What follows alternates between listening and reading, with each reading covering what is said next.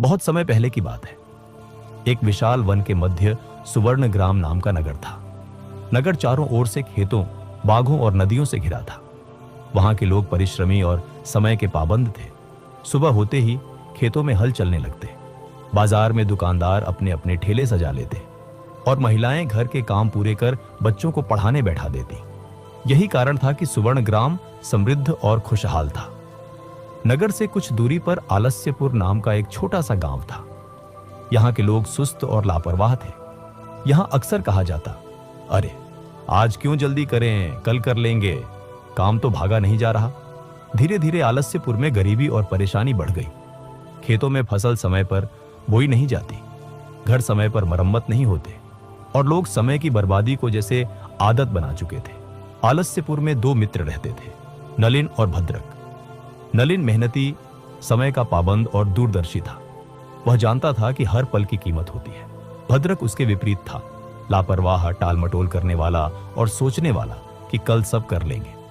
नलिन का खेत हमेशा साफ और उपजाऊ रहता, जबकि भद्रक का खेत खरपतवार से भरा होता।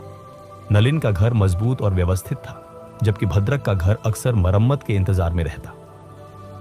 एक दिन सुवर्ण ग्राम का एक व्यापारी, जिसका नाम व्यासचंद था, आलस्यपुर आया। वह रत्न, कपड़े और अनाज का व्यापार करता था। गांव के चौपाल पर खड़े होकर उसने कहा, मैं 2 दिन बाद यहां से वापस लौटूंगा।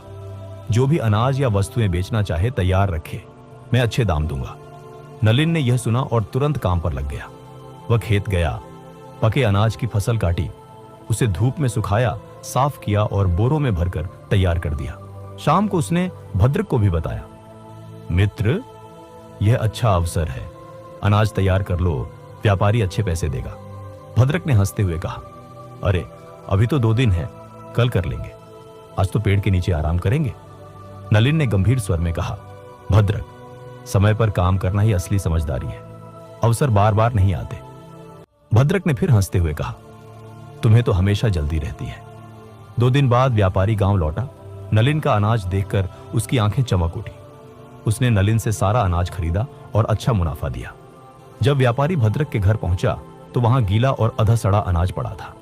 व्यापारी ने सिर हिलाकर कहा, मित्र, यह तो बेचने लायक नहीं है, इसे लेने पर मुझे घाटा होगा। भद्रक चुप रह गया और व्यापारी आगे बढ़ गया। उस रात भद्रक नलिन के घर बैठा और बोला, काश मैंने भी तुम्हारी तरह समय पर काम कर लिया होता। नलिन ने कहा, मित्र, समय एक बहता हुआ पानी है। अगर तुमने इसे थामने की कोशिश नहीं की तो यह हाथ से फिसल जाता है। कुछ महीनों बाद गर्मियों में गांव के पास के जंगल